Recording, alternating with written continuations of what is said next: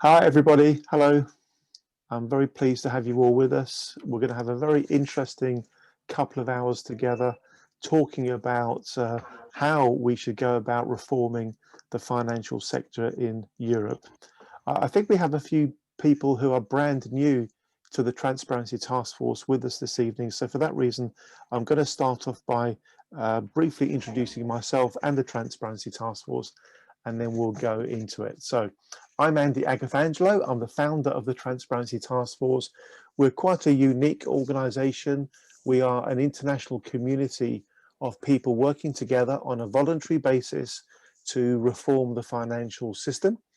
Our mission is to promote ongoing reform of the financial sector so that it serves society better. And our vision is to build a highly respected, and for me, those two words are particularly important, a highly respected international influential institution that is dedicated to helping ensure that the financial industry treats consumers fairly. So that's what we're all about. We operate through 25 different groups. I'm going to share my screen because some of you will be unaware of our groups. Our groups are the communities within the Transparency Task Force that carry responsibility for the events that we run, the consultation responses that we deal with. There are 25 to choose from. They're all built around the simple philosophy that was articulated so superbly by Margaret Mead. You may be able to see her quotation here, make it a bit bigger. Never doubt that a small group of thoughtful, committed citizens can change the world. Indeed, it's the only thing that ever has. And as you can see, I'll scroll down quite quickly. We have many groups covering many topics. Debt, governance, financial stability, protecting the wealth of the vulnerable elderly, globalization and violation tracker. I'll come back to that one shortly. We also run a couple of all-party parliamentary groups, one on pension scams, one on authentic communications. We have a group all about fintech, another one about financial planning. We're also running the secretariat to the all-party parliamentary group on personal banking and fairer financial services. We have a very important group, Females for Fairer Finance, which has approximately 600 people in it, 600 ladies in it. Scamming is a big topic. We cover a great deal of time and effort on that. Whistleblowing. We believe that whistleblowers have a very important part to play in the ecosystem. Pensions, obviously very important, pensions. Pisces is all about ESG, environment, sustainability, and that kind of thing. I'll explain the letters. The P is for purposefulness. We believe the finance sector needs to embrace the true sense of its purpose. The I is for impact investing, the S for sustainability, the C for climate change, the E for ESG, and the last S for socially responsible investing. We have another group all about ethical leaders of financial services. We're creating an international network of those. Another group focusing on what the regulators are doing. At the moment, that is very much tuned into UK regulations, but we want to be better tuned into European regulations as well. Investments, another very big topic, of course. Foreign exchange and payments, banks and building societies. Academics, we have about 250 academics around the world, including people from Stanford, Harvard, Cambridge, Oxford, Sorbonne, etc. The idea of a global financial services oath, we are working on this. We have a group focusing on that. The VIP Mind Map initiative is about identifying the 1,000 most influential people around the world that we need to engage with. Data standards, another important topic. And complementary currencies. By the way, that's not crypto, that's local currencies or community currencies, which I know have worked very well historically and have the potential to work well in the future as well. So there are groups. And the second thing I'm going to show you is our international initiative, because as you may or may not know, we've worked hard in recent years to internationalize the Transparency Task Force effort. So this is our international initiative page, and we have groups that cover the following key areas. We have one group that is all about the USA, a very, very important group for us. Another, which is Asia. Asia is mostly, it's about 48% Singapore, 48% Hong Kong, and a few percent in India. It's mostly the Far East, really. Europe, of course, what a wonderfully important group that is. And of course, as you know, we are having this evening, this event's evening is dedicated to the European financial system. Australia, we have a surprisingly large community of people involved in Australia, largely because of the Royal Commission. There has been a massive investigation into the unfairness of the financial system in Australia, where the banks and other organisations have been found to be ripping people off. We have a small number of people in Canada and an even small number of people in South Africa. In total, the Transparency Task Force has 3,000 members. Some of our members are extremely well engaged with what we do. Others are very much on the periphery, and everybody can choose how involved they want to be. There is no prescription. It's simply an opportunity to be involved if you wish to be. One more thing I'm going to explain before I pass over to Alexandra, who'll deal with a couple of housekeeping points. And I know that some of you are already aware of this, but I want to bring you right up to speed with where we are in relation to Violation Tracker.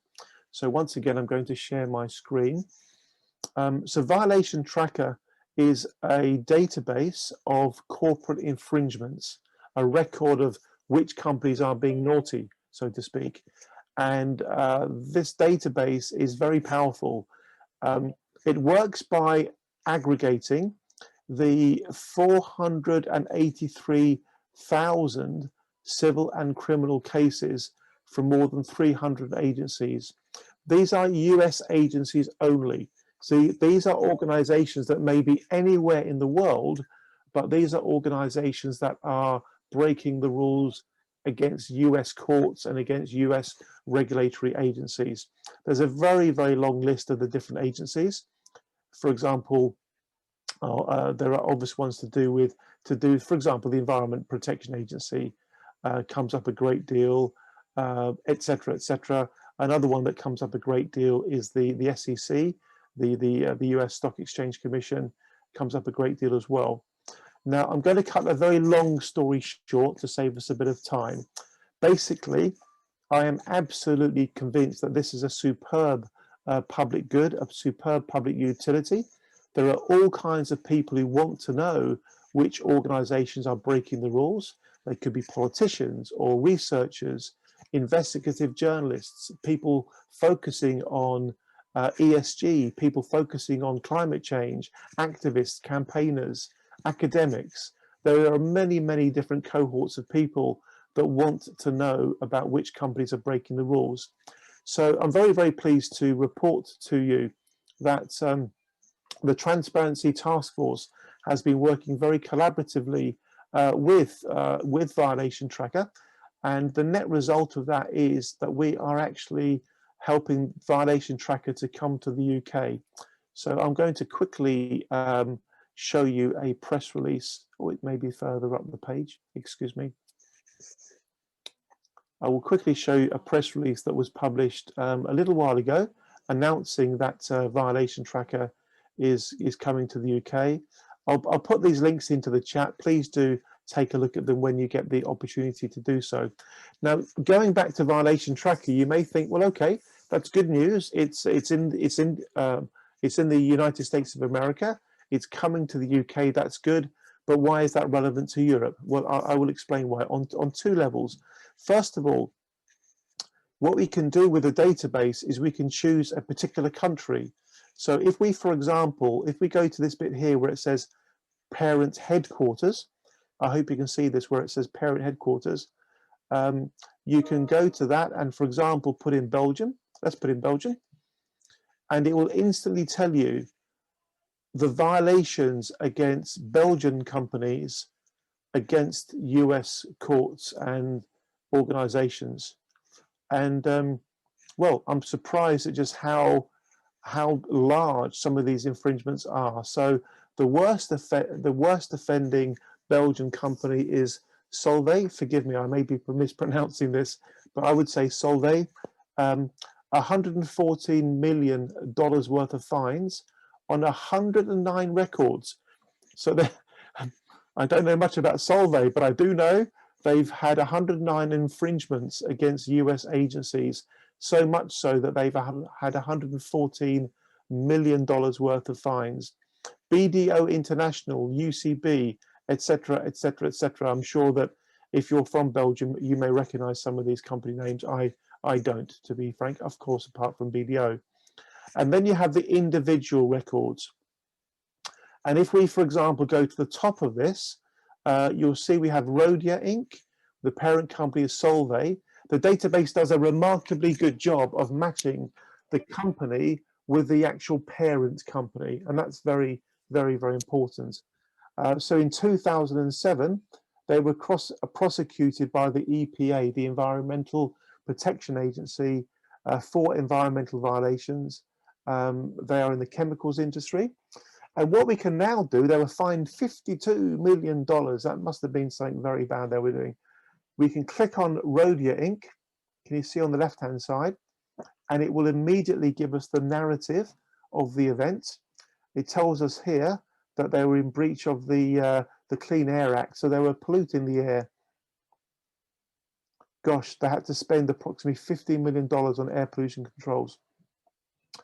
And if you read further down, you can click onto where it says the source of data, and you click on there and it will take you to the actual formal official announcement where the people from Violation Tracker either manually, quite literally manually, or electronically uploaded the data into the database. So the very, very good news, as some of you will know, is that because we are having this Violation Tracker coming to the UK, we have a platform for trying to bring it into Europe. This would be tremendously good news for Europe. Europe wants Violation Tracker just like we want Violation Tracker in the UK, and I am working hard to try to make this a public good for right around the world. And one of the members of the Violation Tracker UK Advisory Board is Stefan Voku, who works for Better Finance, based in Brussels. And of course, we, the Transparency Task Force, are associate members of Better Finance, and we are hopeful that working collaboratively with Better Finance and other European organizations, we will help to bring Violation Tracker as a free-to-use public good for the whole of Europe. And of course, what this will do, ladies and gentlemen, it will accelerate the rate at which companies clean up their act. Yeah, it will accelerate the rate at which organizations try a bit harder to be better businesses, because it will be able to show and publicize when they are breaking the rules. I hope you join me in realizing that this is very, very good news for the US, who already have it. In the United States, it gets approximately 3 million users a month. 3 million users a month. It's coming to the UK. It should be in the UK in around November this year. And hopefully, maybe next year, maybe longer, it will be coming to Europe as well. So that is what I wanted to cover off with you. I've talked about myself, the Transparency Task Force. I've talked about Violation Tracker. I'm now going to pass over to Alexandra to let you know about a few housekeeping details. And then we'll be going straight to our first speaker, an excellent speaker, Tamar Yulia Paris, who has a very strong focus on environmental issues and sustainability. She is a passionate speaker. She's a very, very knowledgeable speaker, and we are particularly pleased to have her with us this evening. But first of all, before we go to Tamar, let's go to Alexandra. Thank you, Alexandra. Thank you, Andy. Hi, everyone. I'm Alexandra. I'm the head of events at Transparency Task Force. First of all, I just want to let you know that we are recording this event, and we will upload it to our YouTube channel, TTF TV. It usually takes a couple of days for it to be edited and uploaded. So yes, so it'll be uploaded to our YouTube channel. So I'll let you know. I'll send you an email as soon as it's available. And please do, once it is, please do share it on social media and with anyone, your colleagues and contacts. Also, just to let you know that you're welcome to use the chat to introduce yourself, put your contact details, make any comments.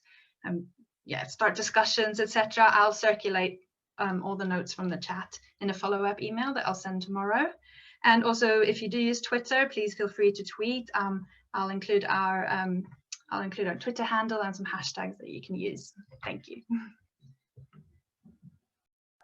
Alexandra, thank you very much indeed. It was nice to see your dog, a lovely dog.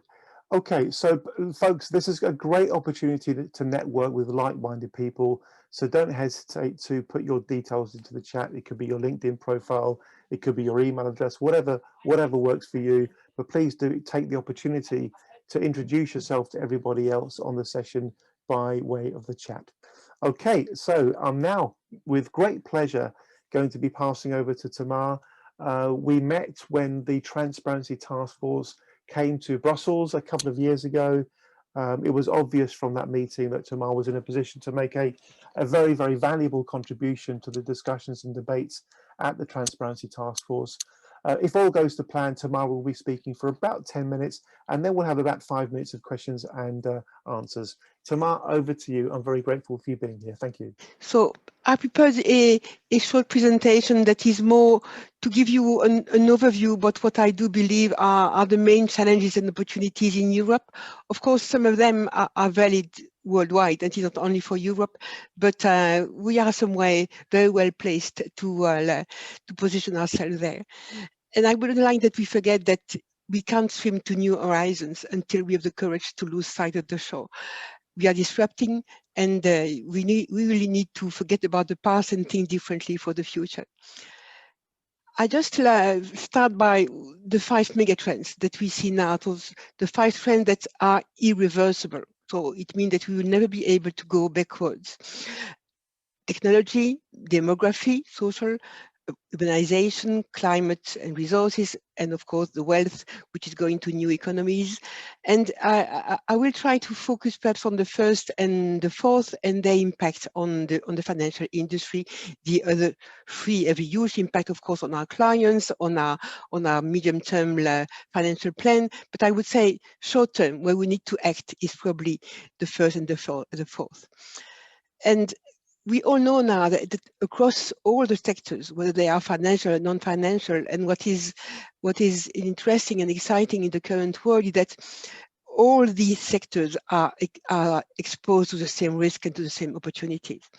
But if you look at what are currently the main, what we call the non-financial risks, meaning the one that can affect resilience, I took some figures there. So climate can make 20 trillion of losses if the temperature was raising above the 4 degrees, assume that we will survive.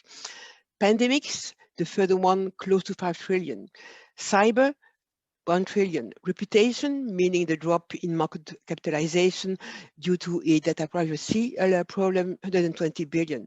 And then digital risk, so technology disruption, can make that bank revenues drop by 10 or 40%, depending about the segment. And all these risks, they are not currently very well arranged within the regulations. They are all hard to quantify. They are all complex to integrate in the current frameworks. There is not an articulated risk appetite for that, contrary to financial risk. We do not necessarily know, so we need to learn to know very different risk types. It incentivizes people differently. So my first conclusion would be that managing those non-financial risks, so these non-financial risks that can also create value, because if we properly manage the first 2, we create health value. If we properly manage the last 3, we create also digital value. But they create value because they're not strictly what we call in the past operational risk, meaning system errors and so on. But they should not just be viewed as an add-on above financial risk management. They should become the highest priority of firms and regulator in financial services. And it will probably challenge the current Basel and Solvency II prudential setup that really starts by the type of risks. I'll perhaps start by technology. If you look at what is happening, meaning the fourth industrial revolution, the one of intelligence, it is disrupting, it is a fusion of physical, digital, and biological spheres. We would never have the first vaccine if we had no data technology. Now it changed identity, ethics, it moves to an agile technology, it changed the inequalities because, of course, it excludes, but it includes also, it disrupts the business, the jobs, security, productivity, and so on. So it is really an enormous disruption, which has embedded some old risks. We know the cyber risk, we know the conduit risk, but there are some new risks which are arriving, which are liability and business risk. If we develop products that are either digital or green, well, we commit vis-a-vis our client that this product will fit their purpose. So liability risk will grow in the future. And this fourth AI, it forces us to rethink how countries develop, what it means to be human, and what means value, and how we create value. And it is quite important to be able to properly grow, but also contain that, because we need to accelerate innovation. Otherwise, we will not be able to address our health and climate urgencies. So purpose-based management is really critical now for any organization, of course, for all the financial, but understand not only what you want to do, but why you want to do, for which value for life is quite important. Otherwise, you will do innovate, but you will never be able to achieve reducing inequalities. You will simply grow inequalities. Also, if we look at now just finance industry, digital finance is an enormous opportunity. And in Europe, you probably know about the Digital Finance Act, but we see also the digital finance is now delivered by non-financial industry. So corporations are embedding financing and payments into their own online distribution. And we have, of course, all the technology platform that offers payment, investment, lending on the online product. Risk is that we need to think about responsible digital finance. So privacy, fraud, irresponsible product, the concentration or monopoly in the data, cybersecurity, outsourcing risk, herd behavior, and so on. And if you really want to help Europe in grasping the full potential of this data-driven technology in the financial sector, but also across all the sectors, we really need to accelerate data standardization, to enable identification of all the entities that are offering digital services, to make the machine explainable, readable, at the same time protecting ethics and privacy. This was for technology. And if we move now to the second, I think, opportunity and main risk, and also reason for reform, it is sustainability, of course. So we move now from a traditional financial economy to a sustainable economy, meaning that we need to think every time we make a decision, whether we are at work, at home, or as a citizen, we need to think about prosperity, planet, and people. So the first three P's of the UN Sustainable Development Goals. And you know that next to these three, there was still also partnership and peace, but this is not, it can't be done by firms. So every time we need to think about these three questions, and not only about prosperity from a financial perspective. This is changing culture and is changing mindset. And what is interesting also is that if you try to look at what are what could be the additional earnings we could do by that, but also the additional risks that we could have. Well, there are huge opportunities here to develop new products for any industries, if we really think about every time delivering value for prosperity, for planet, and for people. At the same time, at the extreme side, we have, and now I took this from the World Economic Forum report, this is the likelihood of risk, this is the severity of high risk, and this is a change over time since the GFC that happened 12 years ago. And you see the colors here. So during at least 5 or 6 years, the main likelihood and severity of risk were, of course, economic, and we see now that they are essentially environmental and social, due to social unrest, and technological. And if if we see what's happening in the EU, so we have now sustainability regulations that are being developed, and at the same time we have ESG risk regulation. So these sustainability regulations are applicable to all industries, like the EU taxonomy for sustainable definition, the non-financial risk reporting, the green bond standards. So this is for everybody, and they are of course defined based on the same purpose as the SDG from the United Nations, the Green Deal, the Action Plan, and so on. And we have also now starting emerging ESG risk regulations, so meaning how to protect the financial industry against these extreme risks, whatever you do here to take opportunities to grow by creating higher value in planet, in people, and prosperity.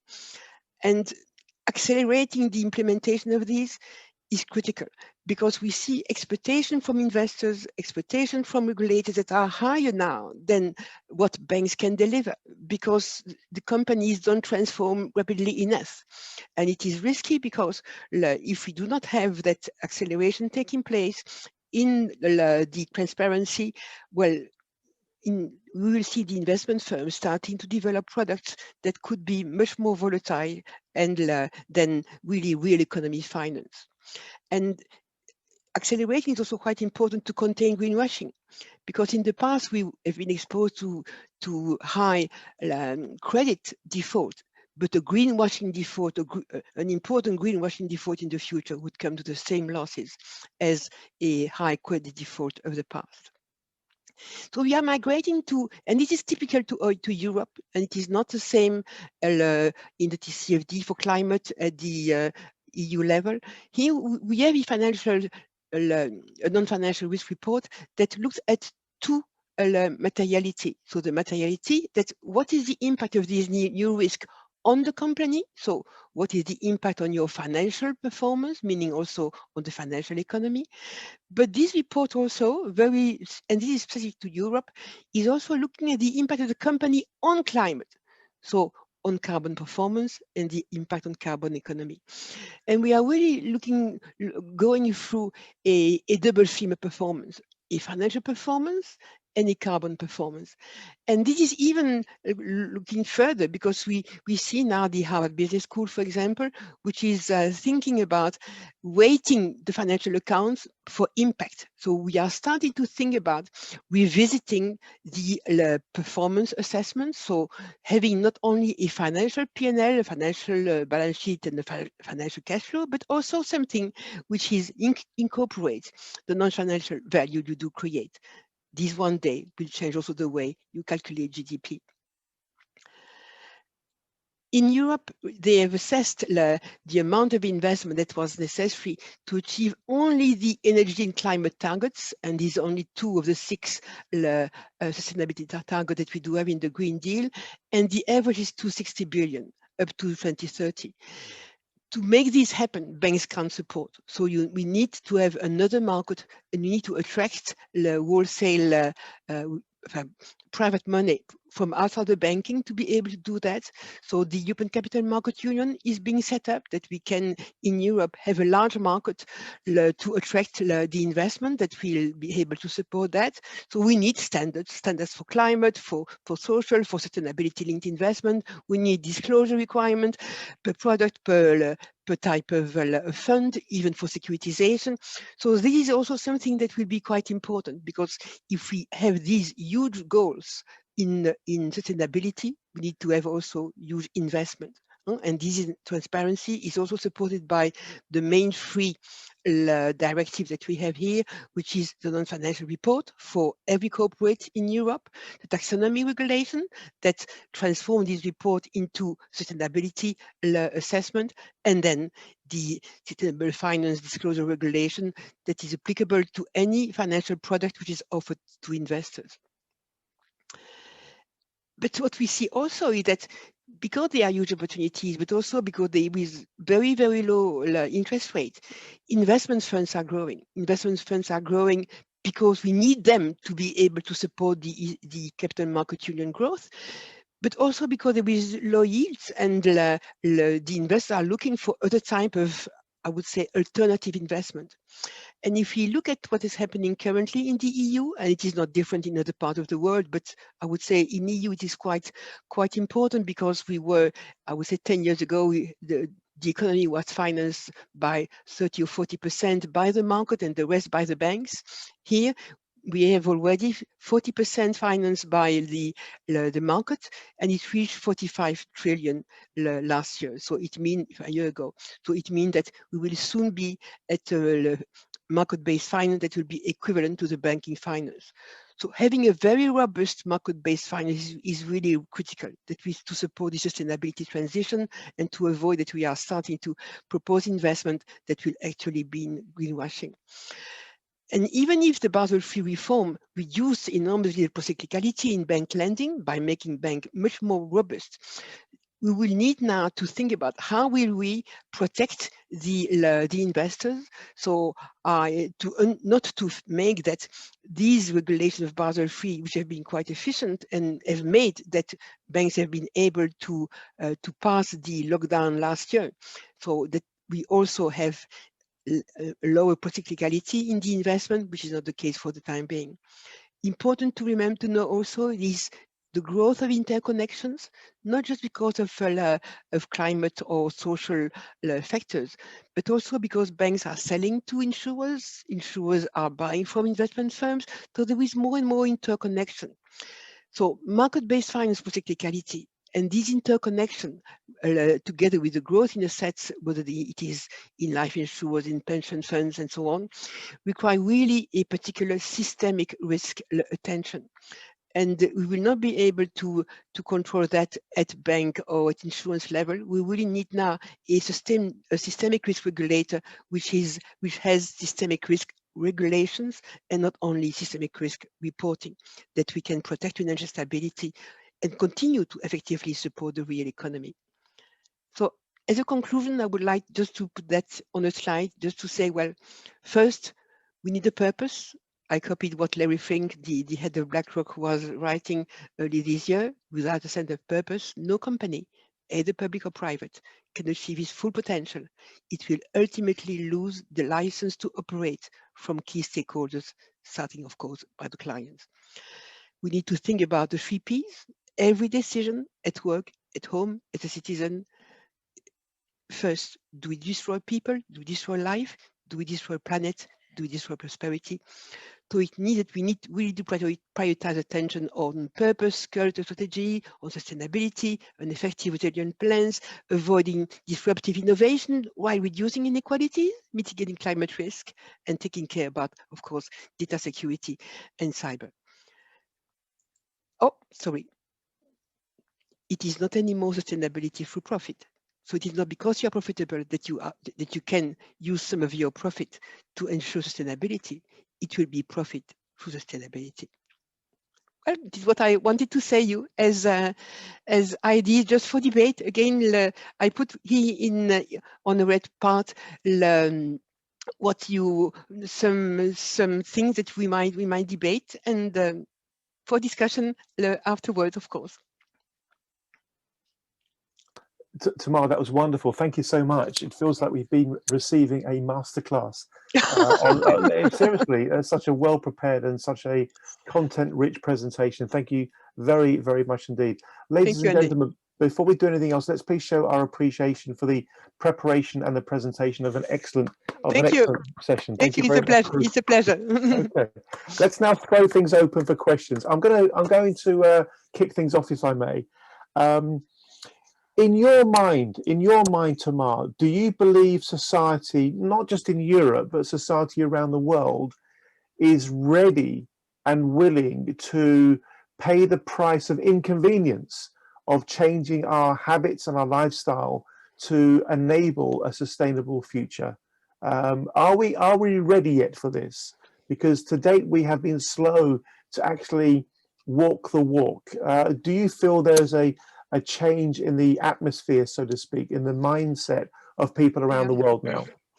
I really believe that, and it is of course sad to say that, but I really believe that COVID-19 has been a trigger that makes us change. I will just speak personally. I unfortunately lost my mother a year ago from COVID. Oh. And it made me realize a lot of things that I thought I knew about, but I didn't know, that I didn't really properly know. That's when I made my first carbon test at home, although I saw that I was not consuming a lot, and so on and so on. So if you start really to quantify things, if you start to discuss, and you are inspired by a purpose, and it is really quite important. I think that what will be the most difficult will be to know who pays for that. And it is why I'm put forward always the question of inequalities. Every time we innovate, we are excluding people, we are including other type of people. Every time we forget about taking care about health now in Africa and so on, we are doing the same. So inequalities is really for me the very, very first objective that everybody must have. If we think about inequalities, we will think about climate, we'll think about health, we'll think about prosperity. But if we think about prosperity only, we will not think about the other one. I must say, I am inspired by that. I'm using my energy to do the same. I see many inspired people. And it was really positively shocking when I listened in January to the Davos conference. I'm listening every year to some of the elements. It was really quite inspiring. A year ago, 2 years ago, it was about digital. A year ago, it was about climate, so constraint. And in January, it was only about social. And it was great to see so many CEOs, so many public or private managers inspired by that. So I think that the willingness is there. I think that the question now is, how do we transition? It is not anymore should we, it is more how do we? And when I discuss it is more now, well, how do we move on? How do we put the plan? How do we, because for climate, we have only 8 years in Europe, because if we are not 55% below in GHG consumption emissions, in 2030, we'll never be at the 2050 target. So we have only 8 years. So the transition path is short. Also, if I may give an example, if you look at the number of companies that committed to net zero in 2050, in Europe, we have more or less, I think, 4 trillion of loans to large corporates. 95% of the exposure, so 95% of 4 trillion, has been granted by banks that committed to 2050, net zero in 2050. 10% of the corporates that receive these loans have committed. And I don't think that it is because they don't want to commit. It is just they don't know how to go forward. We need to help them.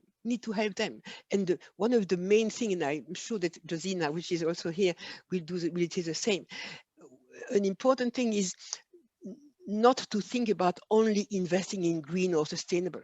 We need to invest in greening, in sustainability-linked transactions. We need to help companies that want to move to transition. But if we only invest in the green assets, in the green bonds and so on, we'll never help the other one. And if there are any companies that do not commit, well, they might not be helped.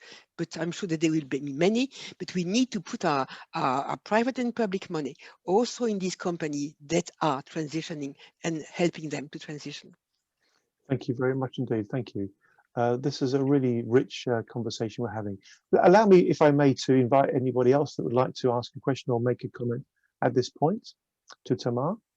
And Mila put something in the, Mila, I may be mispronouncing your name, my apologies if I am, but you put a comment in the chat about Canada. And if you wish, it'd be nice to hear you elaborate on that so we can understand it a bit better. But before we go to Mila, let's go to Anne-Marie Borg. Anne-Marie, please take the opportunity to introduce yourself. Anne-Marie is a very, very important member of the Transparency Task Force. Please introduce yourself. Thank you. I'm there often enough. That's what you mean.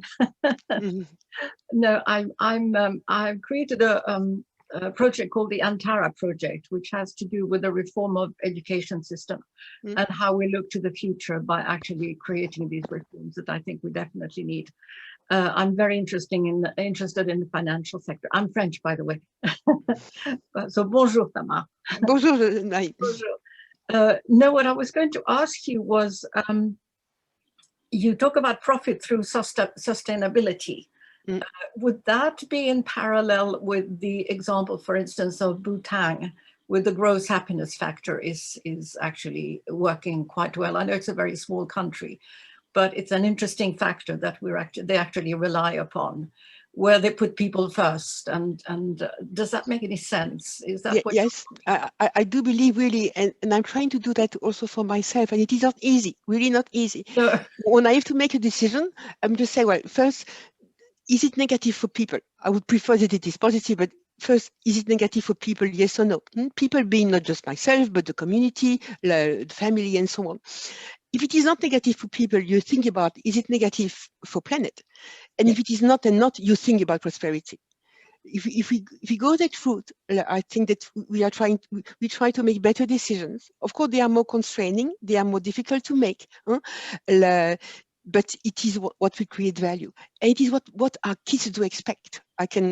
We all have children which are a bit older.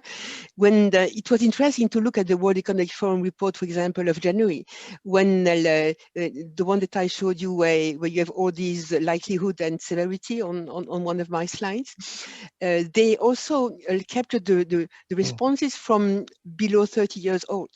And for them, the only risk was social and climate.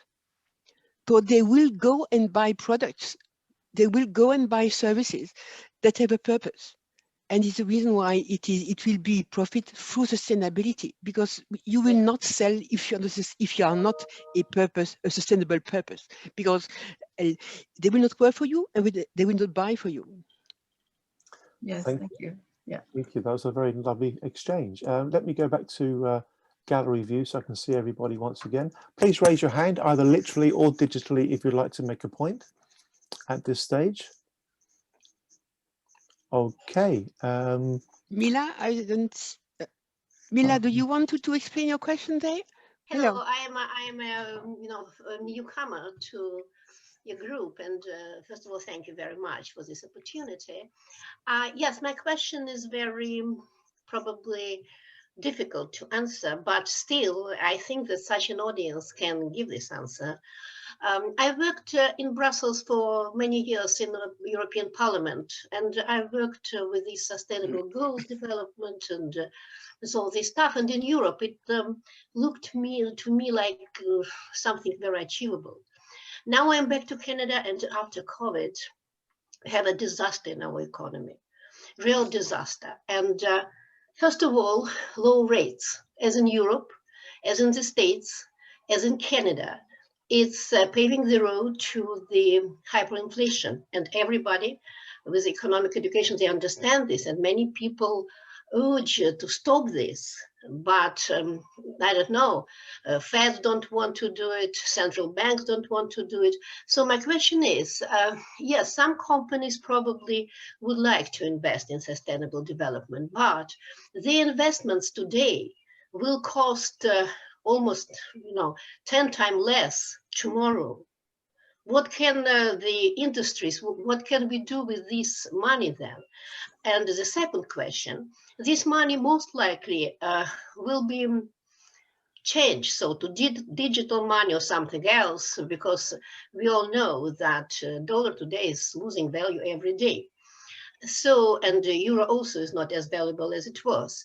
So what would be the value of these investments? And I want to explain my second question. I almost whole my life was dealing with the environment, with the scientific, with the academics. And therefore, in Canada also, I worked in some environmental project in York University in Toronto. But what happens now? Canadian people who were prone to to accept some environmental goals 5-10 years ago. Now, after this COVID crisis, tens thousand people lost their jobs. It's a huge near bankruptcy situation in many industries. And people want the only one thing, to survive. They don't care which way. They don't want to think about some sophisticated things. And now they hate the word the word sustainability because when our prime minister starts to promote his carbon tax and his idea of environment, it looks, it's not my impression, but what people think, they think that he better gives more money to replace those salaries, those jobs, those suicides, which happened in many families due to the COVID problems. And that's why I don't see such a big support, Andy, to you answer your question, such a big support to this sustainability and environmental goals. I think that our government should think now how to present this topic to people who suffered, people who, unlike us academics, had no salary. They lost any hope to survive. I mean, small businesses, and this is a big part of Canadian population. You have no idea how hopeless these people are. When I start talking about sustainability, I try to push my agenda, of course. So they say that this is for rich people, for us to survive. And the majority of our people, they resist now this carbon tax and many other things. So if I can come in there, and if I may just come in there and sort of paraphrase, summarize what you're saying. What you're saying, Mila, is that COVID has created economic pressures, economic stresses and strains. Yes. That is creating an urgency in the mindset of politicians and the public to focus on survival. And because of this, there will be less willingness to embrace sustainability, etc. That is essentially what you're saying. Tamar, what would your comment be? No. One more very important thing, because it's a discrepancy between what politicians say, they continue to push the agenda of sustainability, and between what people are ready to swallow. This is what I'm saying, that I don't see such a big support anymore in around me in Canada. Because politicians live in a different world, as they say. Okay, thank you. We'll pass to Tamar to comment on that, and then we'll be I will try moving on. Thank you. To respond on all what you say, Mila. There is something that is critical and didn't happen in the past and must happen tomorrow, which is the public and private partnership. So if we all expect that it will be public money that will solve COVID, public money that will only be sufficient to fund the future transformation, we are wrong. It is public-private partnership. It means that all the private sector must feel responsible to collaborate with the public sector to achieve that. And it's a bit what I said when I throw the example about, for example, commitment to 2050. It is just an example. But this public-private partnership, where the private has the money to invest and has the innovation capacity, and when the public has the capacity to initiate by public money, because you need to trigger, you need to put something first, but it can't continue like this. So it is just an initiation. The responsibility of the public and the private are critical. So responsible finance, it is really that. It is that we are responsible. And what you said in terms of the people that lose their job, I would say it is the increase in inequalities that we do have now. It is inequalities growing. If you know probably the curve of Malkovich that says that it is the poor that are losing the most and it is the rich that are getting more rich. These focus on inequalities we must all have. We, again, as a citizen, we as a person, we as a public body, we as a worker. And we need to think like this without expecting that another one will do for us. Because our first focus must be to reduce inequalities for these type of people that you said, exactly. But we may not say, I'll give it to the government and they will solve. And it will also address, I think, your first question about interest rate. Because the main reason why the interest rate must remain low now is that to support the recovery and to launch the sustainability after COVID, well, it is a lot of debt money. So we have a huge indebtedness in sovereign. If we start with just 1% more in interest rate now, it would be dramatic for our government because of the cost of the public money. So what we really need to do is be able to replace this public money by private money and inflation. And this will be growth, and this will be value creation, and it will be also job creation. But to create job and avoid inequalities, we cannot only create technological jobs. We must be able to create jobs for people which are at any level of the education, at any level capacity. And I just remind, there are 7 dials in diversity, and it is not only gender, there are 7 dials, and among that there is also disability and so on and so on. So we need to think about avoiding create inequalities about these 7. Wonderful, wonderful. It's been a very, very rich conversation, Tamar, between yourself and Mila and Anne-Marie. And thank you once again for your presentation. Thank you, Can I please invite everybody to do 2 things? Applaud, of course, Tamar's presentation, Oh, and also we'll be welcoming our next speaker, Bob Lydon. Thank you very much, Tamar. thank Well you, done. Andy. Very, Thank very you. good. Thank you. Good stuff. You're welcome. You're welcome. Now, our next speaker is going to be talking about a very different but connected topic, and he's going to be coming at it from a very different perspective. So can I please invite Bob to spend the next 10 minutes or so? It's 10 to the hour now. If you can finish your session, please, at the top of the hour, Bob, and then we'll have a few minutes for Q&A as well. Over to you, Bob. Thank you. Right. Well, reform of the finance industry in Europe. What am I going to take on that? I mean, I'm going to be talking about the EU and the Euro system, that's the European Central Bank, and their interventions in the pandemic. I mean, colossal financial interventions. We've had a nearly 2 trillion pandemic emergency purchase program to add to the existing 2.9 trillion. That's just bond buying. You know, that's one thing. We've had the 1.5 trillion extra so-called targeted, meaning scattergun, long-term refinancing operation series 3. This is throwing money at banks. We have the 750 billion coronavirus recovery fund as part of the next EU financial budget. And we have the weakening of the Euro system's criteria for collateral, say what they lend against, what they can buy. They can basically now allow themselves to buy any bonds, and this TLTRO isn't collateralized at all. So they're just lending on people's blue eyes, one would say in Germany, on your blaue Augen. And now we have an incredible situation in this Euro system, where the balance sheet of the Euro system is 94% of the Eurozone economy, the last time it was measured in 2019, and probably more than that. And the Euro system is pumping about 15 billion euro a day into the economy. I mean, whether this is sustainable or not is questionable.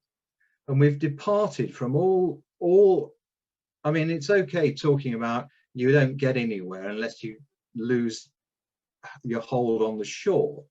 But that's all very well if you lose all touch with what central banking should be all about, which is dealing in high quality money. Now already the Euro system standards, credit quality standards, were pretty poor. You know, they could deal in bonds that were rated BBB-, but now we've gone down to their credit quality step 5, BB. I mean, BBB-, lowest notch of investment grade. BB is speculative. Issuers can be downgraded, but they'll still be viewed with their ratings as they were in April 2020. Bonds only have to be sold if they go to BB-, but the point is there, who's going to buy them? The market has become completely illiquid and effectively speculative and in the pocket of one player, which is the central bank. And now banks can sell on, because they couldn't sell them to anybody else, something called self-securitized bonds. So they package up a bunch of loans, put them in a vehicle company, and then buy back the bonds themselves in order to arbitrage the capital adequacy treatment between the initial between the initial loan and then the bond, because it's a bond and supposedly tradable, they have to hold less capital. It's an absolute kitsch arbitrage of existing rules. And within all of this, you've got assets that are genuinely of junk grade, you know, absolutely debased. And it's sitting in the middle of this is the Basel rules, which is just a joke. The Basel rules are just a joke. They're based on internal ratings-based methodologies where the banks mark their own homework. And of course, what do? They mark their homework up, especially when the loan is non-performing. And it's pretty easy, isn't it? When loan interest rates are naught, you can keep a loan on a performing status. It's not very difficult. So even though the borrower may not have paid any interest for 10 years, and you might not even be able to find them, the loan remains on performing status or can be massaged back into life. Because actually what's happened is that the European banking system is chock full of bad loans, but very few of them are accounted as bad. They've been, by various methodologies, invented by the authorities. This is the important thing, not invented by banks. They've been invented by the European Central Bank and the European Banking Authority, the EBA, in order to get the chewing gum not to bust. So banks have virtually no capital, but they have loads of loans. So how do you make out the system is solvent? Well, it's through IRB methodology. You can get a nonsense whereby Monte dei Paschi di Siena, you know, it shares you can buy all of it for a few million euro, but it's supposedly highly solvent according to these IRB methodologies. And really those need to be dumped to see how solvent the European banking system is. And the characteristics of the central banking operation, well, in any investment, you take on what should be a transparent variety of safety, liquidity, and yield. And the safety is based on public credit ratings, but the ratings are compromised because the EU controls the rating agencies, Standard & Poor's, Moody's, and by statistical huge missing amounts of debt. So poor accounting, poor transparency, and now the Euro system can buy and hold bonds of speculative grade down to BB, and they can buy bonds by banks, backed by banks' loans, credit claims, without them having a rating at all. So the safety is totally debased. Liquidity is non-existent because the Euro system is a series of buy and hold operations. The Euro system is now a monopsony. So a monopoly is where there's only one seller, but the Euro system itself is the sole real buyer of Euro system securities. And large blocks of stock don't trade because there's only one buyer and you know what they're doing. You know, private investors, speculative investors, they no longer buy any of this stuff. They've actually exited the market. So the market is effectively dead. It's a dead financial market because there's no possibility of profit. And of course, that's all helped along by low or even negative interest rates, which are anchored down by the Euro system operations. And who else is going to buy all this stuff? Nobody's going to buy this for profit. And the other thing is, because it's buy and hold, because the Euro system can't sell out. But the main effect is it spares member states billions of euro per annum in debt interest. And who is actually that coming from? Well, it's coming from savers. So there's an obligatory transfer of wealth from state savers to the public sector. That's not a proper financial market. And then you have breaches of applicable law, multiple serious breaches of applicable law. The Coronavirus Recovery Fund breaches the Lisbon Treaty because it manipulates the meaning of an article whose purpose was to justify EU intervention in the case of a natural disaster affecting a single member state. But that's been manipulated. The Pandemic Emergency Programme breaches the limitation on the Euro system from providing member states with direct monetary financing. That programme and targeted long-term refinancing manipulates the statutes of the European Central Bank, because they've awarded themselves a mandate to keep inflation up to 2% and to intervene to keep it up there, not down to 2%, which was the original intention. And all those programs have expanded the definition of eligible assets well beyond anything that can be claimed to be central bank money, free of credit risk. So yes, the ECB, it's fantastic at recycling. It's recycling waste into central bank money. Waste is Republic of Greece bonds, self-securitized bonds based on banks' internal ratings methodologies, where they're speculative grade, tranches of securitized debt based on bad loans, double B plus.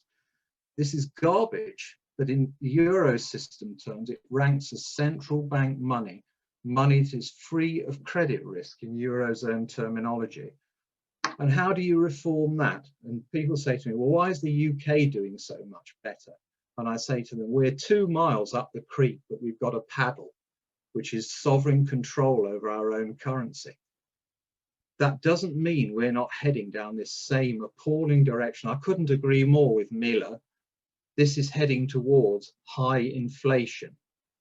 And the central banks know it, but they all behave in the same way. They all share behavior in their little world up there, where they're not affected by what goes on down on planet Earth. So our bank is Bank of England, headed in the same direction. But in this stuff, the Eurozone's 20 miles up the creek with no paddle. I mean, I don't know whether this super tank can be turned round, but at least 2 things could be done.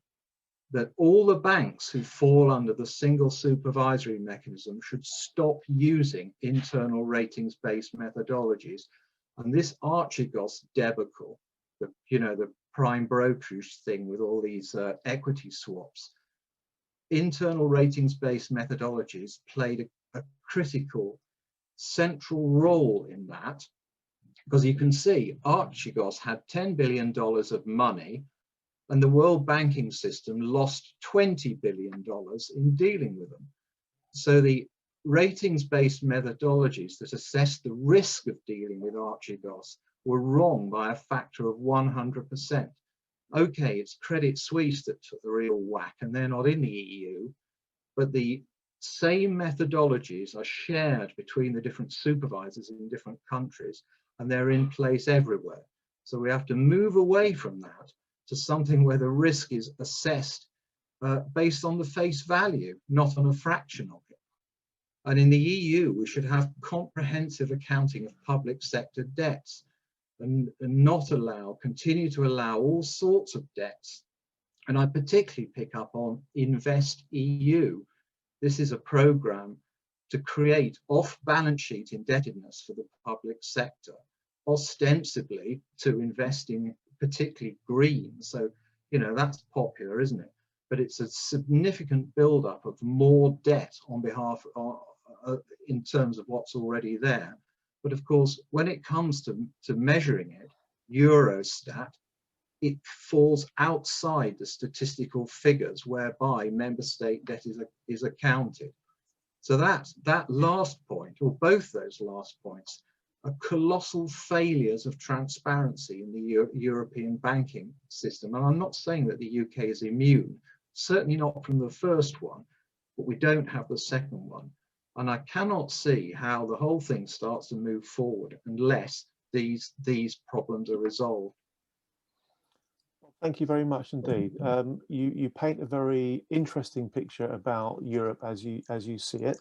Let's spend some time discussing the points that have been raised. Bob, the obvious question I'll ask you first of all, before we throw this open to others, is what do you think's going to happen in Europe? And I think the current direction of travel is towards economic atrophy, and that's what you're seeing. That however much the Euro system has this program and that program to try and get inflation up to 2%, which is their way of saying increase in economic activity, it doesn't happen. inflation actually just flat lines. So if there's any economic growth at all, it can be pretty much accounted for by the spending made by, for example, the European Investment Bank or InvestEU. The system they're running, far from being a free market economy or even a social market economy, is tending towards atrophy, the atrophy we used to see in the Comic-Con, where actually it's not possible to guarantee or to assure the citizens of a reasonable living standard and employment. Because, you know, you've got what should be utterly unacceptable rates of employment, and particularly youth employment. And this is nothing to do with sustainability or anything. This is to do with the failure of the euro to deliver on its promises. So it's tending towards economic atrophy. Thank you, Bob. Very interesting indeed. So would anybody like to pose any questions to Bob or share any views in agreement, or indeed views that are of a different kind? Would anybody like to respond to the points that Bob has been making? You may have stunned everybody into silence, Bob. It looks like you have. Maybe. Yeah. But I think Miller made a good point. You see, to me, there's two frames of reference. You have the frame of reference of the World Economic Forum, the UN, the World Bank, and that's distraction. They want people on the street not to think about what I've just talked about. They want to think about, you know, I'm sorry to say it, the previous presentation, that should be the frame of reference. But on a day-to-day basis, you know, if you're 18 years old and living in Puglia in Italy, where's my job?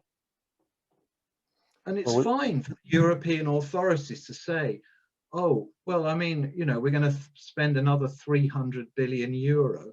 Well, I'll tell you how that's going to be financed. That whole 300 billion euro of new Draghi debt from Italy will be bought by the Pandemic Emergency Purchase Programme. They can swallow that because they've swallowed all the other Italian government debt that's been issued over the last year. So the whole thing just goes round and round and round. You know, and that's the debate for people on the street in Italy who haven't got a job. What's this all doing for me, and not this other frame of reference? There's a total disconnection. And I mean, I can't understand how anybody, in the EU can talk about public-private partnership. So AstraZeneca and the EU, is that the prototype? Because if that's what we're talking about, you already buried that public-private partnership dead in the water thanks to the vaccine. Suing AstraZeneca, that's dead then. Forget it.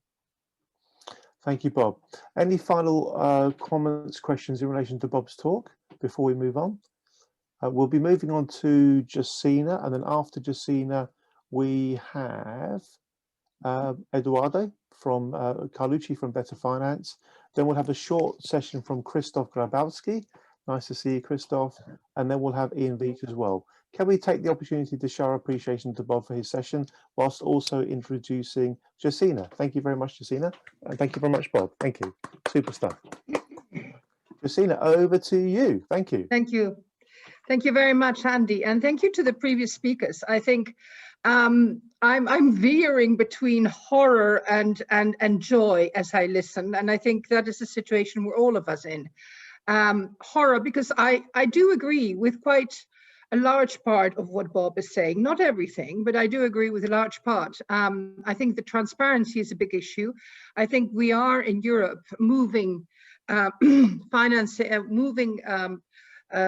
restructuring banks, but not really helping the economy, and that is we've always done that in Europe, and I think we're still not out of that issue. And I think Tamar very thoughtful on the sustainable challenges, and really I think the quote you put in the beginning of we need to move very quickly, and I think that awareness is there. And I will start my thoughts just by quoting from the Edelman Trust Survey 2021. They do a yearly trust survey, where CFA Institute has participated in most. We didn't in this year, but we participate in most. But what is very interesting is the trends that we've been seeing. And Bob said, what is it in for me, for a guy in Puglia, a young guy? And Tamar says, you know, young people want to have a purposeful economy. They want it to be for the good. And I think you can see that consumers and employees want to have a seat at the table. Now, and I think that really is something that's been the grounds. You can see it with the Greta Thunberg. You know, people want to have their say. Social media means that people can have their say. GameStop was an example of how just a small movement can have big amplifications. But I think there's also this movement to be very vocal and protest. And 46% of the people surveyed, and it's quite a large segment of survey that Edelman does around the globe, say that they would voice objections within companies or wherever, just to protest. And I think that we are in a protesting phase. And I think COVID-19 has exemplified that. Today, I read an article by 2 women saying how women have been fragilized by COVID. Clearly, there is a big issue. I read another article by Justin Onokuvusi, who is a fund manager at Legal & General, quoting the Sewell report on diversity and ethnic diversity, saying that that really doesn't have anything to stand on. There is such inequality, and he quotes less than 1% of fund managers in the UK are Black, and Black workers with a degree earn 23% less than their counterparts. So this protest movement, things haven't changed. And if we look in the finance sector, things haven't changed. We are still faced with huge issues of business conduct. So no wonder protest is there. But at the same time, government, legal institutions have fallen by the wayside and are not seen as those that can redress.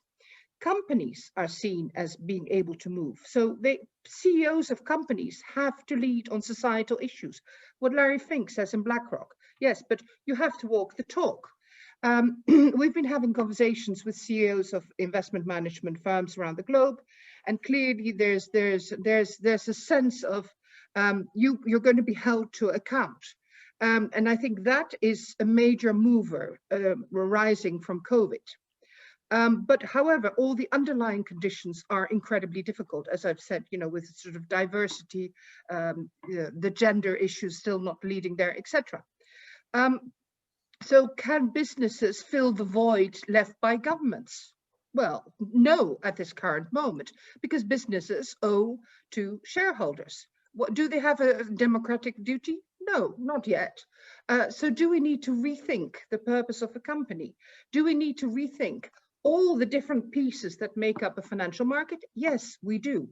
And to that, you know, when we talk about sustainability, Tamar, I'm going to say we need to think far more about the G than about the E and the S. For the moment, we need to, and this is the big error that we see, we should have started with reforming the governance. Who does what? Who is responsible? Tamara, you talked about double materiality. This is a big issue for companies, but do boards within companies understand it? Do we have big diversity in boards that can help effect this change? We need to train people to understand who is responsible, who to do what, to pose the challenging questions, to listen to the protest. I would almost say we're in 1870 with the revolt of the Communards, of the Commune in Paris, you know, and we're back in May 68. There is huge movements, and politicians, governments are just not getting it. And I think to the points made by Bob, yes, I mean, anyone who opens a newspaper and sees in trillions of aid being held, but where is it? Where's my job? That is the big question. Where's my job? So that is really important. And, you know, we look towards, we hear all these words brandished that the EU has to create a capital market. Well, it's a challenge to create a capital market from such a fragmented basis, from a top that is still sort of very intransparent, and you know, it's heavy machinery. And at the moment, and I would agree with Bob, if we look at, for example, some of the tweaks that have been happening on securitization, what has happened with the tweaks on securitization and the sort of loosening of the structure, we're lengthening the chain again, the investment chain, more in transparency. Governments are taking tranches of securitization. So in fact, we're just moving the NPL debt from banks to governments, and hence the lack of transparency. So we're not really reforming, we're just pushing. And this is its urgency of people understanding that it's a different day. Now, I would say one thing. In a COVID survey that CFA did back in May 2020, and we'll be redoing another one this time round, so we'll see a year later what the update is, our members globally said there's a time and point now that regulators are acting and looking to innovate, and they're thinking outside the box. And I tell you, in my experience in 25 years of policy, looking at policies in the EU, it is true, this is the first time. Whenever I used to go and talk to cabinets or policymakers, even in the parliament, they would tell me, listen, you're a blue sky thinker. I don't want to hear innovative ideas. This is how it is. This is the directive. We need to change it. We're not going to think otherwise. The first time people are actually asking, what can we do? Now, that is the momentum that we need to get to where Tamar's point of urgency is. That is what we need. And I agree with Bob, the transparency on the banks, the transparency of the system, of these trillions in the recovery. I'm skeptical about the EU recovery. I would love to be positive, but I'm skeptical because it's going into the change that have been there before. It's going into the structural funds. But governments, and I can cite you from the Greek example, the government is getting an enormous amount of money in one go, and they have to spend it quickly. But their systems are not up to it. So we have this big force of spending being pushed towards the economy. We have markets that are fragmented. We have the ground revolt as to demographic and injustice that is coming. So you have a powder keg, and we need to move it. And who is going to move it? Because politicians have a short-term mandate. They're actually pushing to their next mandate. And this is the difficulty. You need people besides politicians. So you need stakeholders. You need movement from stakeholders. They can effect changes. I think something like the Transparency Task Force is a very good movement. Andy, look at how many themes you address with all your events. I mean, I want to applaud you this time because I love what you do. I love the topics and I love getting involved, and everyone who's listening, please get involved. So, you know, really, we need the ground roots to stand up and reform through that movement and force these very heavy elephantine mechanisms to change. We need this organizational agility at the level of firms. So looking at, for example, investment firms, because CFA Institute represents mostly the buy side, we did several studies on the future of the investment firm, the future of the investment professional, future of sustainability. So I would advise you to look at our website because really there's a lot of stuff there on the future. What comes out is that you need to think in portfolio, in groups. You need to have diversity within groups because that way you challenge each other and you actually get to move along to further steps. What was wrong in the banking system, and I come out of the banking system before I went to the European Parliament, was that everybody thought in the same way. I would be the only woman, probably the only woman in a group of men that would think outside the box. And I left because my out-of-the-box thinking wasn't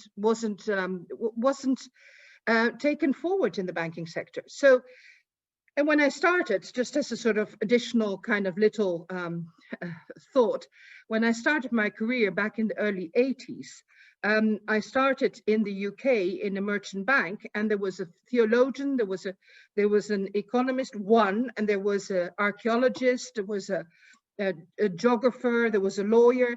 That was a team that was building bonds in the merchant bank. You wouldn't find that now. It's all the same people. And so if you're all the same people, and as Bob said, everyone thinks the same way, you must have challengers. And this is the key, to have challengers and get that debate going. So really, what is important as well is that the whole ecosystem at the moment is in a slow motion kind of muddy situation. We did an IPO report together with the stock exchanges, with the accountants, CFA Institute, which we submitted to the European authorities, was saying, you know, you want to push SMEs to grow, but the public markets are decreasing. So what we're seeing is the right thoughts. We want SMEs to grow, we want a social model, we want a capital markets, but all the silos are just not talking to each other.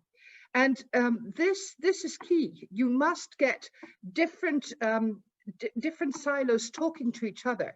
We're seeing it with sustainability, because for the first time in the Commission, you have DG Environment, DG ECFIN, DG FISMA, about 6 of them, research, all moving together.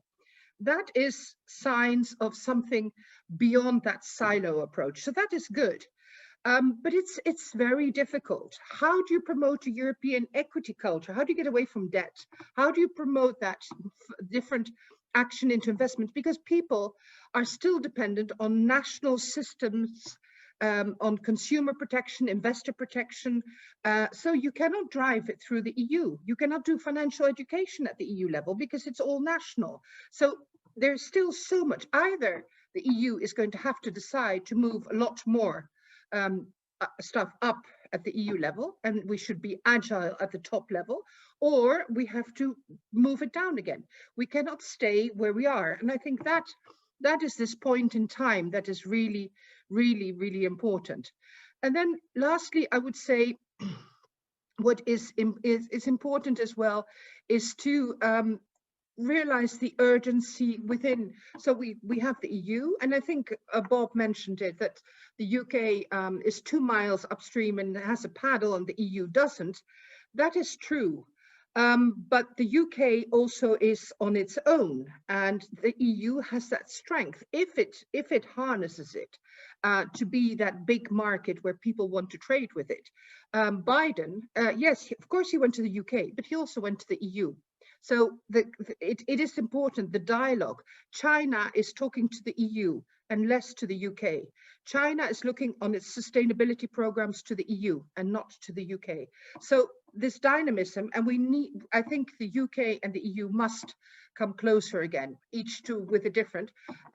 Probably the UK should never have joined the EU and should have been in EFTA, and we might have had a better result, but that is another study. So again, what is important is conduct, and you mentioned it as one of the talking points for tonight. Yes, conduct is important.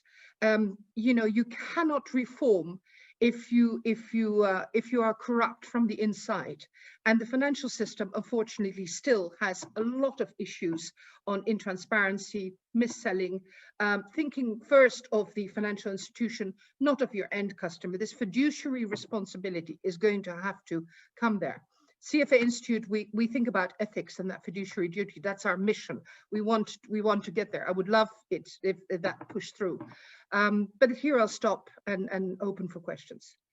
Justina, thank you very much. You always present in such a passionate and compelling way. I always enjoy hearing you present. And I must say, for those that aren't aware, when we ran our event in Brussels, it seems like many years ago, it was only a couple of years ago, Justina won a transparency trophy for the tremendous work that she is doing. Justina is somebody who has kind of lived and operated in the dark side and now come over to the light side, and is a very, very effective operator as a consequence of that. Justina, I always enjoy your talks. Thank you very, very much. Let us throw things open to comment from others and questions from others. Please just wave your hand, either digitally or otherwise. Tamar, over to you first of all. Thank you. Perhaps comment or debate. I was saying, when I started by saying, well, you need to have the courage to lose sight of the shore if you want to go to another world. And the error we do for the time being, is that we want to adapt what we do have to something which is disruptively different. It's exactly as if we wanted to go and live on Mars, by saying, well, I take my bed, how do I have to change my bed? No, you just think about how to live on Mars, but not by starting to take your bed. So I think that it is quite important that we have, and there I do agree, Josina, that we have a governance, but TTF is the right place to perhaps to do things, a governance where these kind of things can happen. The second thing that I would like to say you also, that when I push all the inequality stuff, is exactly to respond to this, to put this question forward. And I was listening to all you, I was reading that, and you are just the gilet jaune of the financial industry. When I read you, all you there, it is that. So you are disruptive. You are not, you disagree. But when you do that, because we are responsible also, we need to have an idea about how to do. We cannot only criticize, we can also propose solutions jointly. I mean, because alone we can't get there. But our responsibility makes it we are not only there to identify the deficiencies, our responsibility is also to propose solutions. And there, I really want to put forward this public-private partnership, which is very different from the past, where we are working in batch. You know, the companies do that, the public is controlling, and then it's one. No, it is not anymore. We also need to address ourselves. Why are we not at the European Parliament? Why are we next to them? In fact, Parliament being an example, it could be for any other thing. So how could we jointly collaborate into this major challenge, which is a challenge of the life of our children? It is really that we need to go about. So I would like to give a positive message here about that. We are responsible, positive, because I think that there might be solutions, but not alone. At every, not private, separated and public, we need to go forward. And we do not have, and I do agree with Joanna, we do not have the processes. Governance is perhaps a high word. We don't have the processes because we have lived differently. So if we want to go to new horizon, we need to have the courage to lose sight of the shore. It is really quite important. I agree. And I think that if we build those processes, then we can go, if you build boards and companies, but also that transparency and that awareness of the public and private partnership. I see that public-private partnership, and when I talked about our COVID survey saying that our members worldwide think that we ought to work in partnership with regulators, is that partnership. I think it's building that world together, thinking about who is it we're for what purpose, what are we trying to do? Not just looking at, in a very closed snowball effect, but looking outside and making sure. And I think that double materiality concept is very important because it is going to change fundamentally. Ladies and gentlemen, can we please put our hands together to thank Josina? Thank you very much indeed. Thank you. Super stuff. Super stuff. Time is against us. We have to move on. Just before we go to our next speaker, who is Eduardo, I'm going to try to share one or two slides if I can. I think I can. Let me try this. Share screen. We asked everybody to share their thoughts about what the main motivation was for coming to the session, and I'm just going to share with you what people said. So what was your main motivation for wanting to attend this particular event? Here we have a comment about the financial services industry in Europe needs to be effective given globalization of money and capital. Europe is not using the technology available to the finance industry evenly and equitably, allowing certain financial crimes on consumers to be easily perpetrated. Banks benefiting, consumers more and more negative impacts. There are real concerns, not just of course in Europe, but across the UK, indeed across the world, about the whole financial crime issue. Scams, scandals, it's becoming very, very problematic. Here's another comment very simply about the ideas around Islamic financial initiatives in Europe. Another one here about somebody who works within the financial markets, recently returned back from Europe, where we were involved in many top-level debates on macroeconomic problems. And I can see that especially now, this reform, particularly in Europe, could help Europe finally to become more independent and build a currency which will not depend anymore on the shaky and highly indebted economy of the USA. This is a comment we hear from many places. To be part of initiatives on European finance, that's a very good reason for being here. More comment here about future reforms needed in the financial services area. And are there any particular issues, ideas, or questions that you want the event to cover? There are always so many, we never really have enough time. European markets integration, not to be left alone, but to make it liable for the development of Europe's economy. Another, transparency, anti-money laundering, know your client, onboarding of clients, stakeholders, investors, and other related parties on big projects. Ethical and Islamic financial initiatives. And do we need new laws regarding fiduciary duty? We could have, of course, a whole conference for several days just discussing the last one. In fact, there are so many topics, ladies and gentlemen, that I do encourage you, if you're in Europe, to join some of the other UK events we have where many of these issues are covered quite frequently. Well, let's now go to Eduardo. So Eduardo from Better Finance, please introduce yourself. Take yourself off mute first of all, and please share us your thoughts. We're a little bit behind time, so if I can, please invite you to stick to the 10 minutes we've allocated. That would be super. Thank you very much indeed, Eduardo. Thank you. Sure. Thank you, Andy. Thank you very much for inviting me today. I'm Eduardo Carlucci, and I'm Research and Policy Officer at Better Finance, the European Federation of Investors and Financial Service Users.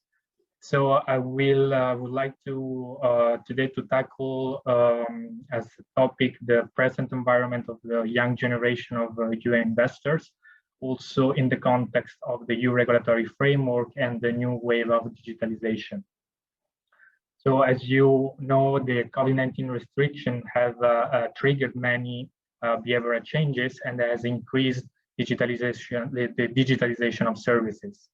Among others, the pandemic has generated a surge in financial account openings across the entire EU, and this was also highlighted by ESMA in April 2020.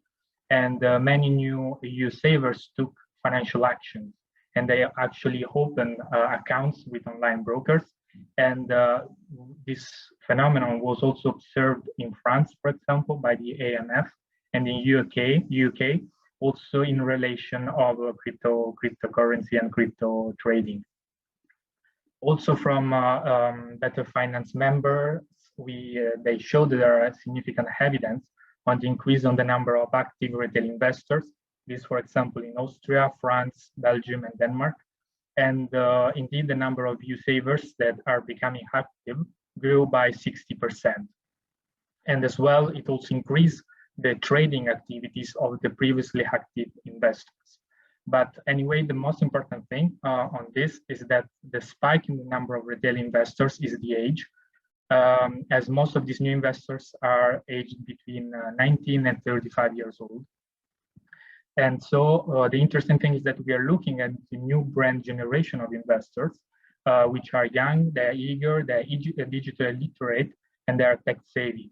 And as well, they might be as well uncorrupted by the previous bad experiences of the financial scandals, for example, like mis-selling and fraud or mismanagement. In other words, what I want to say is that the financial industry may have a clean or cleaner slate when it comes with the new generation of retail investors.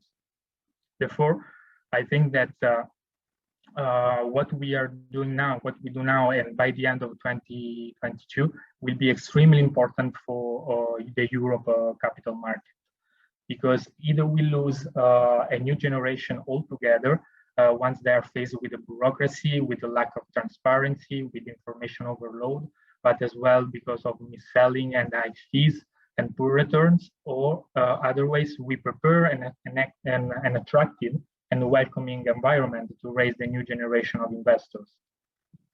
And I believe that to do so, we must address a set of issues, which are also covered by the the speakers of today and by the TTF's proposed topics for discussion.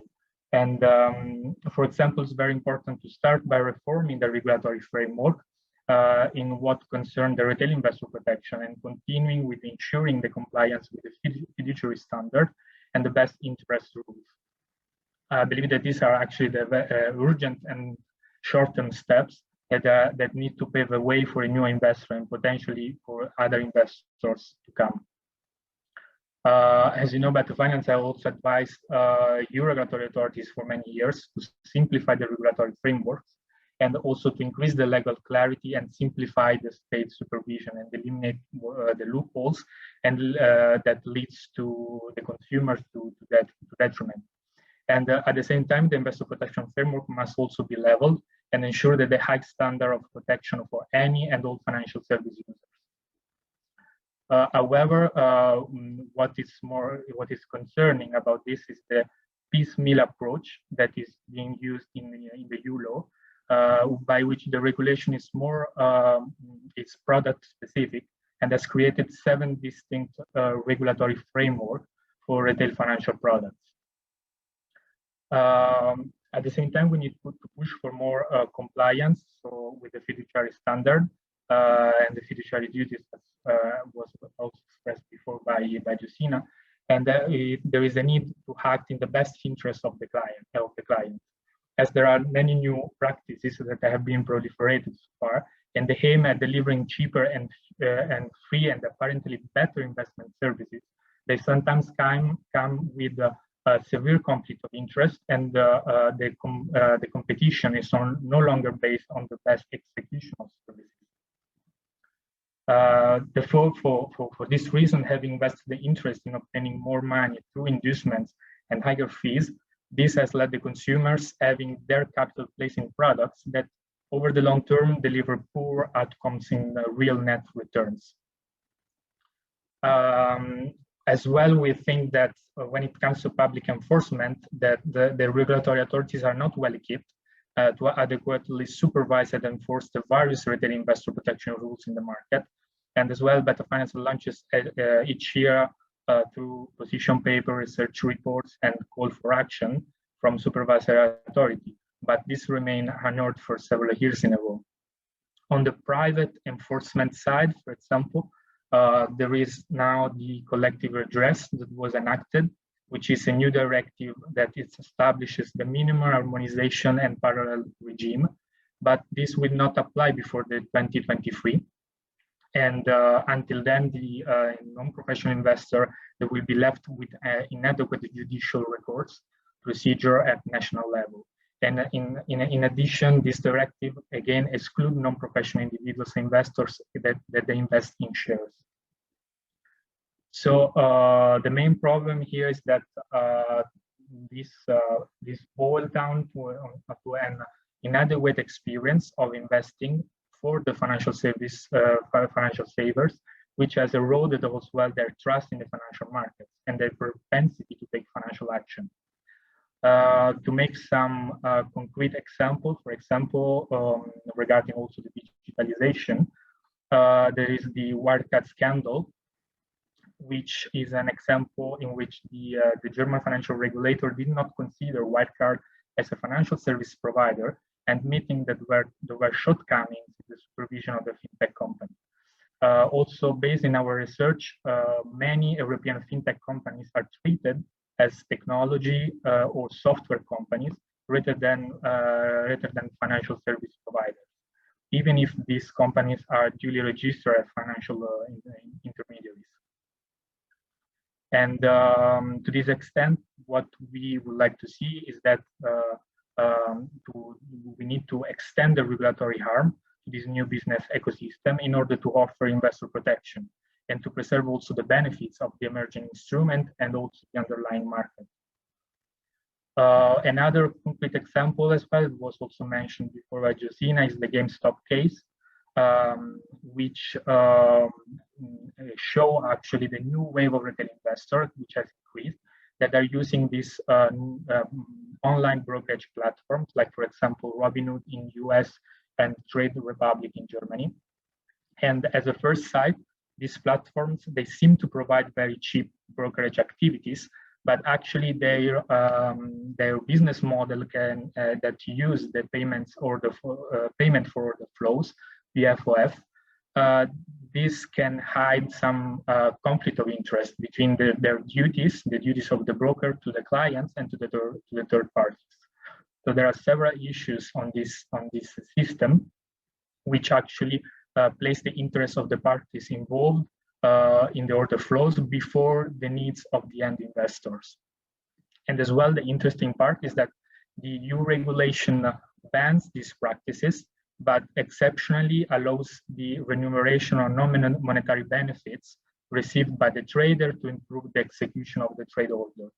And and this has not to breach the obligation of act fairly and professionally. However, this let's say that this does not prevent intermediaries to exploit the complexity and ambiguities of the regulation linked to the best execution rules. And as well, just to conclude about this aspect, as well, there is other concerns, and there are some questions also that rise from the underlying exchange of consumer data on using this kind of platform. So Better Finance has also been advocating to investigate more on these practices and prohibiting completely from the market, from being used by the retail investors. And that's it from my side. Edoardo, thank you very much indeed. You've delivered a very concise but a very, very clear message here about what needs to change from your point of view and from Better Finance's point of view to reform the financial system in Europe for the better. Thank you very much indeed for that. That was excellent. Can I please invite anybody that would like to comment or respond to wave a hand, either literally or digitally, to me? If not, we'll just simply go straight ahead and thank Edoardo for his presentation. Thank you very much indeed. Very, very good. And we'll now go to our next speaker. We have Krzysztof Grabowski. There are several reasons why I always enjoy having Krzysztof around me, because I love saying his name, Krzysztof Grabowski. It is fantastic. Krzysztof, over to you, please. You have what we call the Just a Minute round. In the UK, we have a BBC Radio 4 program called Just a Minute, where the speakers get up to 1 minute to say what they wish to say. Krzysztof, over to you. Thank you very, very much for being here. Thank you. Thank you, Andy, very much. I will try to keep shortly my part, but well, I started my career on capital markets almost 30 years ago as a securities broker. Then I moved more and more into the regulatory area. Now I am PhD in law, but my passion, real passion, is corporate governance and business ethics. And when I was hearing the whole discussion, I looked at the original topic of our seminar. How should the finance sector in Europe be reformed? So I have a remark of a very, very general nature. We are more and more entering deeply a deadly circle of more and more and detailed and more complex regulations. Yeah. As Tamar put it out, we have finance market regulations, we have sustainability regulations, transparency reporting regulations, non-financial reporting, ESG reporting at risk, and of course shareholder rights regulations, and several other. You see, I feel an expert in that field, but I am not able to read, not meaning understand all those regulations that are changing every day. So the conclusion is that we need to think other way, how to break that deadly circle. We need standards. This also Tamar stressed very much. But standards are not regulations, are not hard regulations. They are rather based on ethics, and if they are followed, they build trust. And what we need in financial market is trust. So Justina, I fully agree with Justina, who told us that we have to base it on a business conduct principles, not rules, not legal rules, but practice. This should be left to shareholders and other stakeholders also. What should we think about? How can we do to persuade shareholders and other stakeholders to become more active? How can we force them to force the owners of the business, the leaders of the business, to behave with good business conduct and with really good corporate governance? We cannot leave that to politicians. We have to think how to build trust in going away from hard regulations, but putting more and more stress to soft regulations, to business conduct principles, to business ethics, and to corporate governance. Thank you. Thank you very, very much indeed, Christoph. And I've just put a comment in the chat. I'd like your brief comment on my comment. My comment is this: if we had greater personal accountability and consequences at a personal level of malpractice, we would need less regulation and the regulatory burden that goes with it. And the problem is that very often the culprits, the people doing bad, go scot-free. They escape without harm. And this is a problem because it's almost like advertising. Come and be an unethical financial services operator. You'll make a lot of money. You'll get into trouble eventually, but don't worry. By the time you have that, you'll have your yacht, you'll have your Ferrari, you'll have your villa in South America, etc. What do you say to this, Christoph, about the lack of personal accountability in the system? That's the big problem. We need some regulations. Yes. About how can we execute the responsibility of those people. For example, in Poland,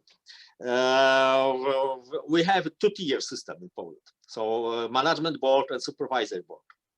So in one-tier board, our supervisory board is somehow an equivalent to independent board members.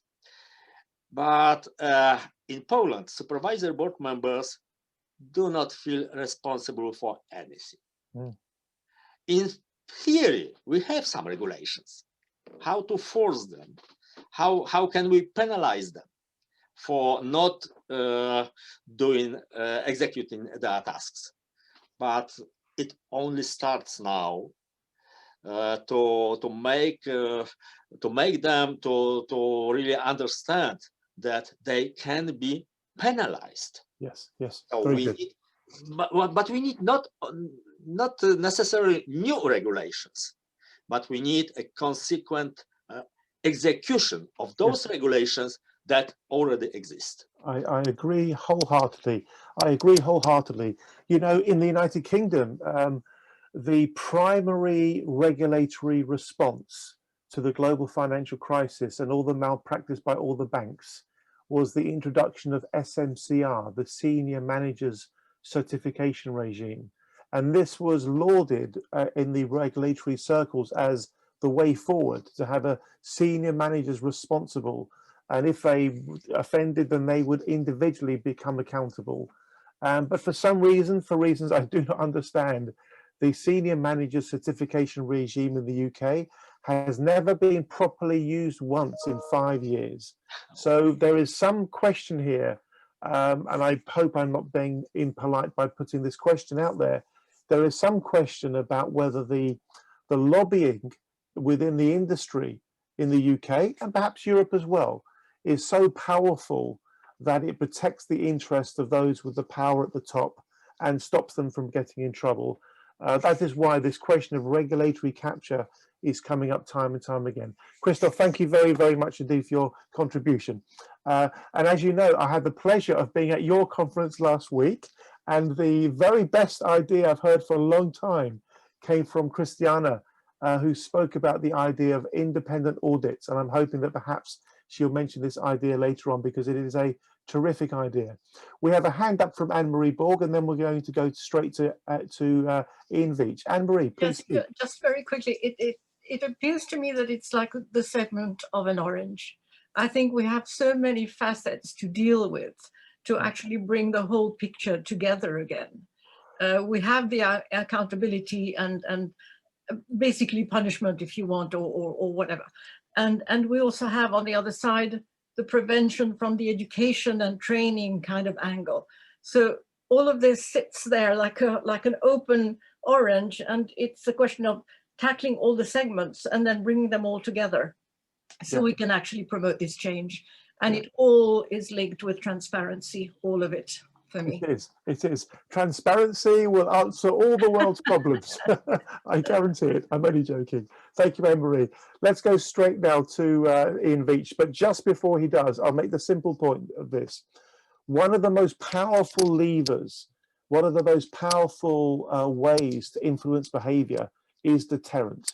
If we have an expectation that after infringements comes punishment, then we have deterrent. And currently, the regulators around the world are underplaying the power of deterrence because they are underplaying enforcement. I am absolutely convinced. I know I'm right because I have children and I know how children's minds work, and adults' minds work like children, just a bit older. Deterrents work. They really do work. If you carry on, you will not have your phone for a day. Forgive me. Mr. Ian Veach, please take yourself off mute and share your thoughts. Thank you very much. Thank you. Yes, and I think I just echo a number of the comments before. We live in a really complex world, and I think Europe is probably worse than anywhere else in terms of having that mishmash of European regulation, multiple European regulators, but also local countries continuing to have significant powers either in interpretation or in variation. And it's created quite a sort of a complex network of various people being responsible for very small parts of the overall picture or pieces of the orange, as was just described there, which therefore means actually solving a problem becomes very difficult because knowing where to go to solve the problem becomes very difficult. If you're a consumer and things start to go wrong, particularly as we've seen with some scams and even just more misfortunate or poor management, there's multiple people involved in multiple places, and almost where you start, within a country or within the wider EU, if you want to seek solutions, is next to impossible. It's interesting, it's a similar conversation has come up in sort of with Andy in relation to this, because just as it's difficult for consumers, it's also difficult for organizations like TTF to make sure how do we actually engage all the right people, so we're not just talking to the converted when we get together and just and happily we're evangelical, but we need to be evangelical to lots of other people to get them on side.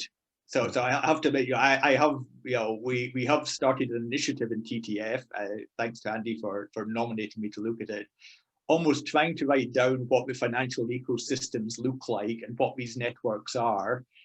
One, so I think we can see for ourselves the complexity out there, but also between all of us, we all sort of, between our various interactions in the outside world, we sort of know the sort of people Andy should be talking to, and the TTF team should be talking to, but we've probably been less good at collecting that in an organized way. And one of the initiatives I'm just kicking off on, and I really would welcome all your help in due course, is we've called it a mind map initiative because we've actually started using mind maps, but effectively it's building a database of the key organizations who actually make a difference in the financial sector. And You know, but while we have providers out there, so the asset managers, the insurers, the people who are selling products, there is a massive industry around that, which is complex and which is expensive.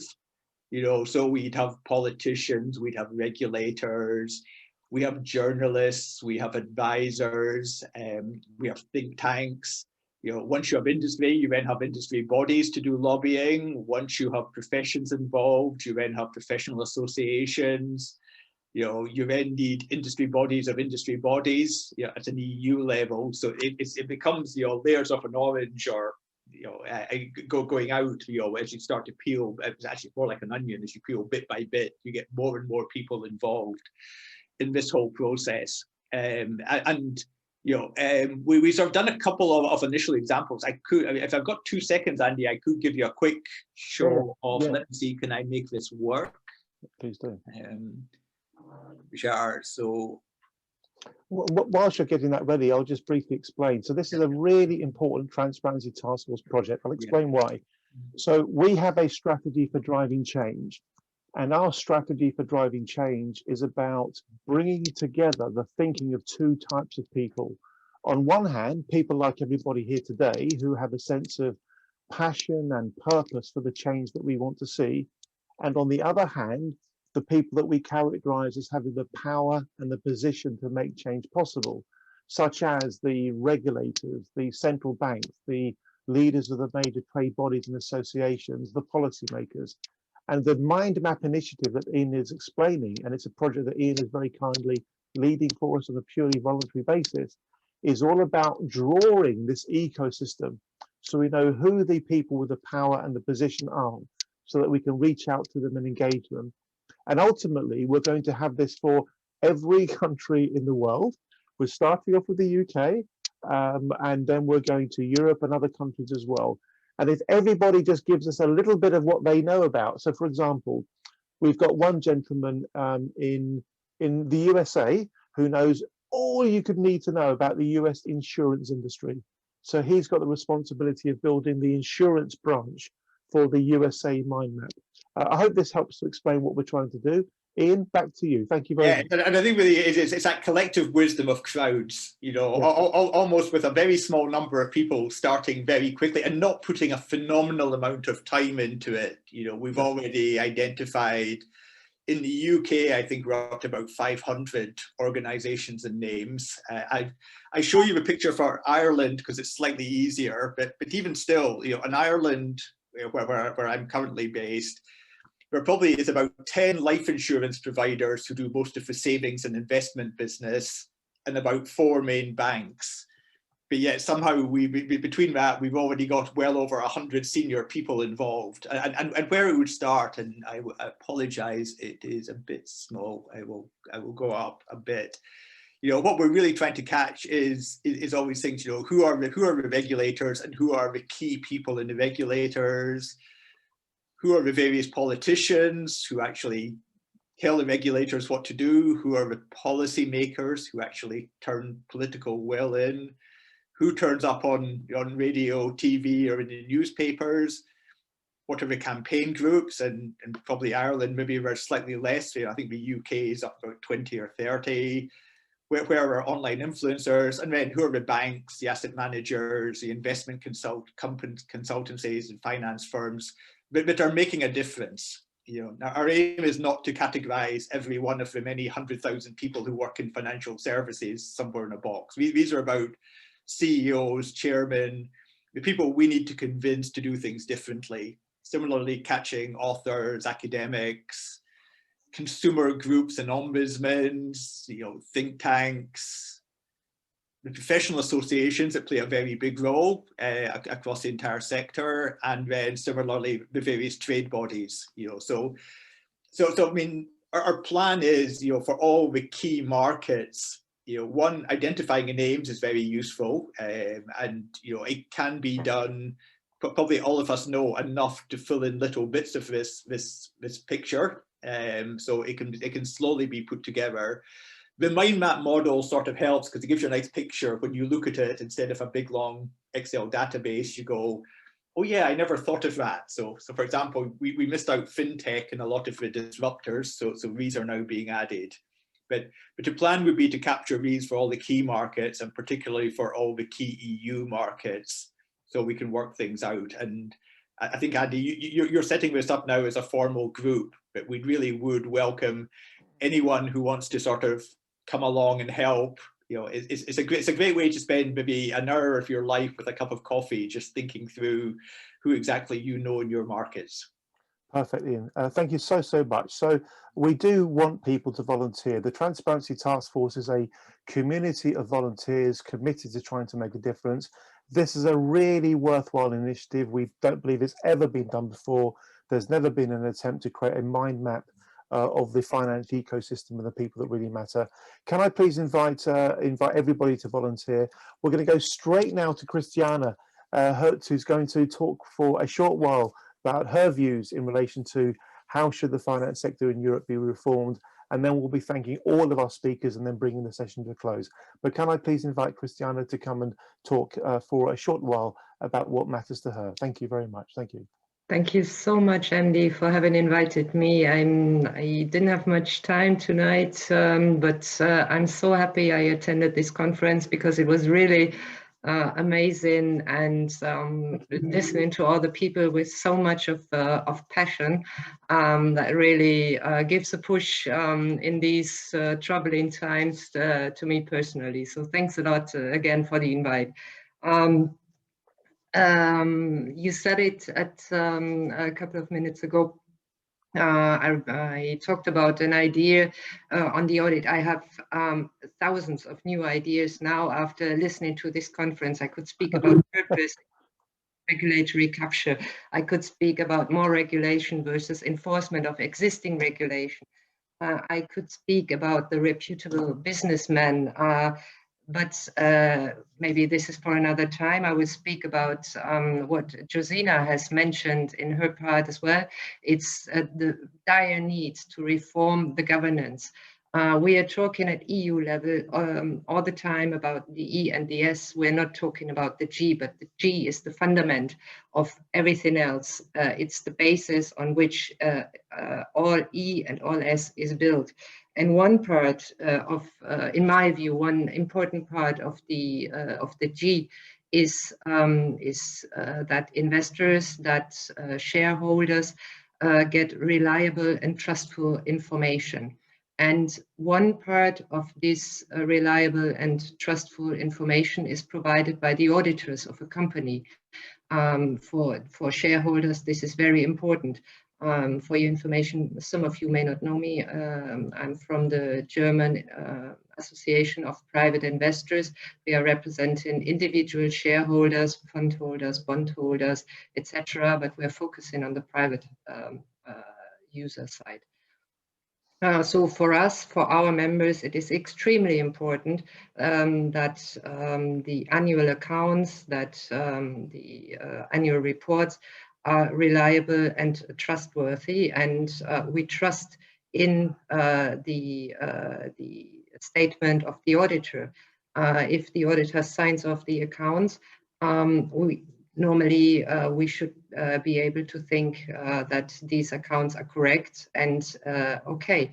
But the Wirecard case, of course, has shown that this is not always the case, and that there is a risk of wrong reporting. There is a study, a regular study being performed by the Public Oversight Board for the auditors in the US, which says that, for example, Deloitte and EY get 1 out of 5 audits wrong, KPMG even every second one.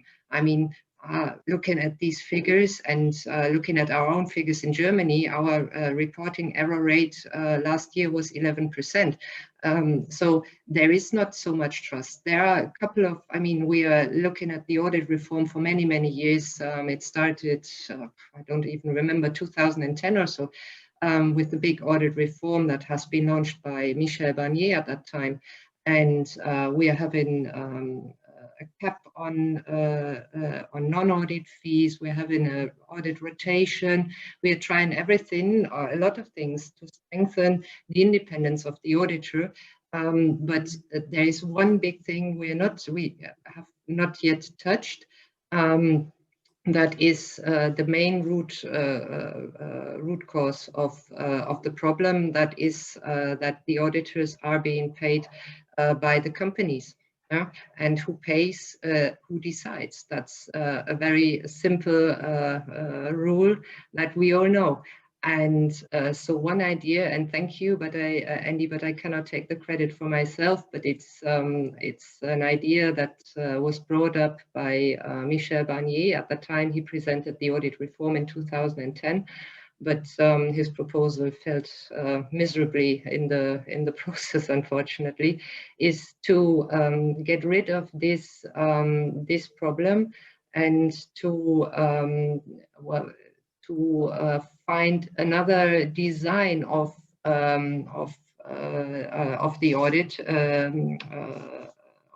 work by, for example, saying that it could be a regulatory body, a statutory body that is responsible for appointing the auditors and for paying them. And it would be like what we call in Germany a penny being paid from every company into a pool, a firefighters pool or something like this. From this pool of money, the auditor would then be paid. Then they could indeed react completely independent, and we would not have any more conflicts of interest. So that is an idea. I think it is worth discussing again at EU level. We will get the next audit reform. Another idea is the shared audit, for example. But we need to do more to get the auditors more independent, and by that enable them to provide better results and better outcomes for individual shareholders and other stakeholders as well. That's what I wanted to share with you. Thank you. Thank you very much indeed, Christiana. Thank you very much. It really is such a clear and simple idea.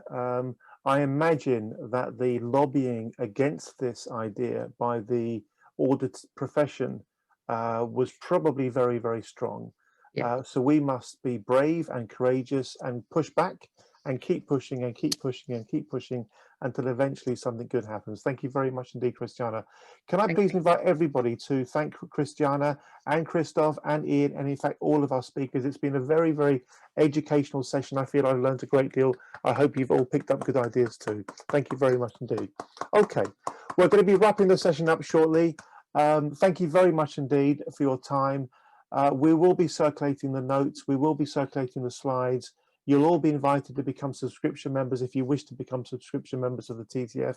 We'll keep going as long as we can until we get broke, and maybe even a bit longer than that. But in the meantime, please do all you can to support each other and to support us, because we're all on the same page. We are all pulling on the same rope. So thank you very much indeed, everybody. I much appreciate your time with you today. Thank you. Good night all. Bye-bye. Bye-bye.